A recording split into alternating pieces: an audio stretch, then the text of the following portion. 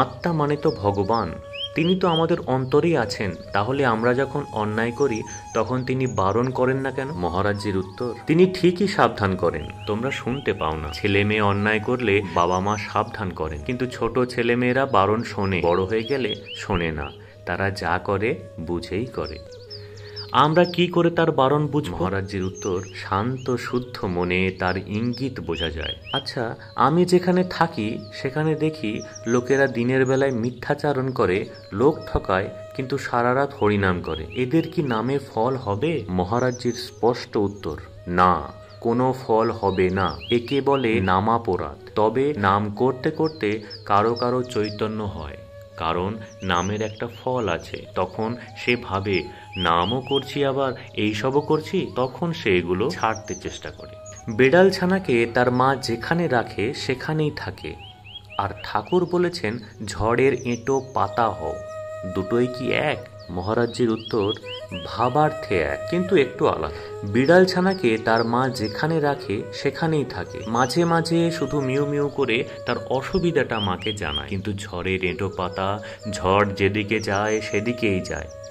বিড়াল ছানা মায়ের ওপর নির্ভর করে, তার অসুবিধা জানায়। তার ওপর নির্ভর করতে বলছেন, কিন্তু তার ওপর নির্ভর করলেও অনেক সময় মনে সংশয় আসে। মহারাজজির উত্তর, নির্ভরতা মানে তার ওপর ছেড়ে দেওয়া। যদি নির্ভরই করো তার ওপর ছেড়ে দাও, সে ভালো হোক বা মন্দ হোক। তোমার ইচ্ছে মতো সব হবে তা তো নয়, তার যা ইচ্ছে হবে তাই হবে, তাতেই সন্তুষ্ট হও।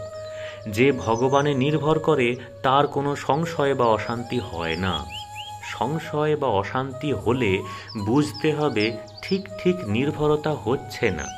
তাই যতক্ষণ নির্ভরতা না আসে ততক্ষণ চেষ্টা করে যাবে বই কি। আমরা সবেতেই অধৈর্য হই, কিন্তু তার ওপর নির্ভর করলে সব ঠিক থাকে। চেষ্টা করে যেতে হবে যাতে সেই নির্ভরতা হয়। চুম্বকের কাছে যত এগোবে তত তার আকর্ষণ বাড়বে। আদর্শের দিকে যত এগোবে তত তুমি আদর্শের অনুরূপ হয়ে যাবে।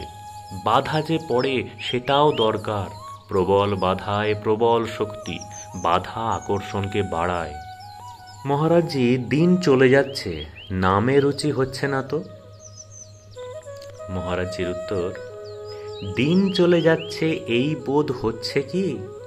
তার জন্য মন ছটফট করছে, না বিষয় রক্ষার জন্য মন ব্যাকুল? সব কিছু ঠিকঠাক রেখে অবকাশ মতো তাকে ডাকলে কি হয়? রুচি তো আকাশ থেকে পড়বে না, নাম করতে করতে নামে রুচি হবে।